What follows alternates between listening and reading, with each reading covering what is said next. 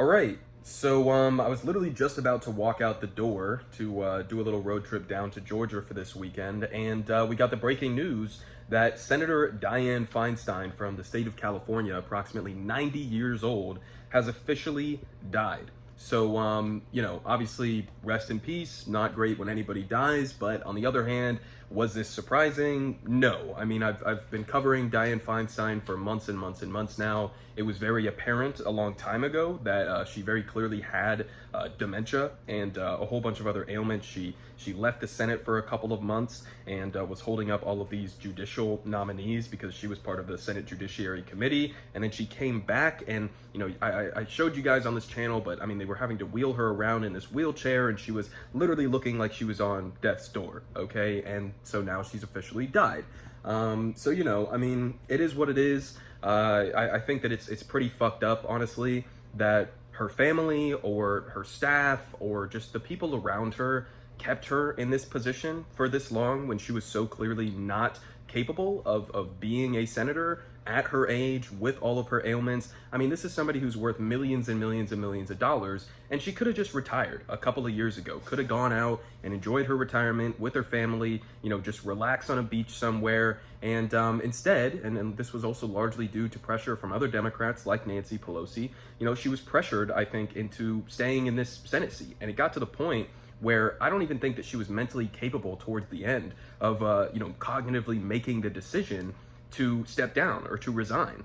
And so you had all of these people around her, her staff. There were reports that her staff was essentially running her entire office, and she would forget other senators and House members' names that she had known for years, and she didn't really know bills that she was voting on, and her staff would have to tell her which way she was supposed to vote. So it was just a completely absurd and preventable situation. But part of the reason why people like Nancy Pelosi wanted her so desperately to stay in this Senate seat is because now that she's officially passed away, it's going to go to Gavin Newsom, okay, the governor of California, because that's where her Senate seat is, to nominate a temporary replacement.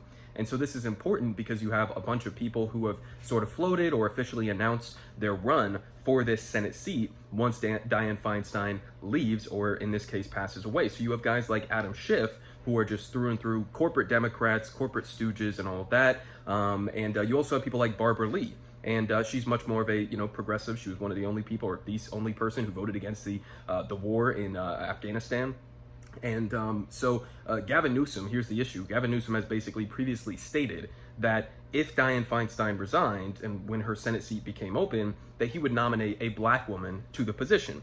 And so it seems like Barbara Lee is the very obvious choice there. Now, there's definitely going to be some infighting happening probably literally right now, where, some people are going to be advocating for Adam Schiff, some people Barbara Lee, maybe there's a couple other people that are being floated. But whoever he nominates is going to have a serious leg up filling this temporary position in the Senate, because then you're going to have the election coming up soon, and that person's obviously going to have the incumbent's advantage. So that's going to be essentially what we're going to have to keep track of and how this all plays out. Hopefully, again, he does choose Barbara Lee to fill this position. But I mean, there you have it. Short little video here, just bringing you guys a little breaking news. Unfortunate, but I don't think anybody could have possibly not see this, not have seen this coming. Right? Not a very surprising thing. It's unfortunate. I was talking about for months as I was covering Dianne Feinstein and other old people like, Mitch McConnell, who's been having all of his freeze-ups and all of that, and Joe Biden and Trump included in that as well. I was basically almost like half making the joke,